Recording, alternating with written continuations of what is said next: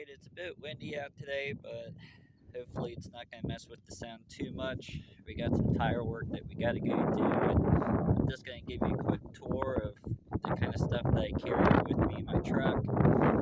So, we got the 20-ton jacks,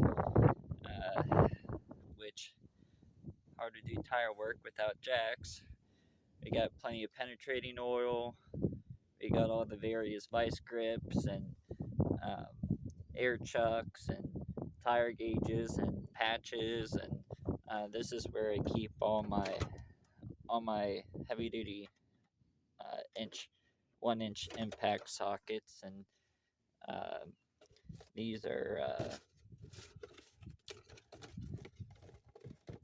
patch plugs, and I got just a couple of various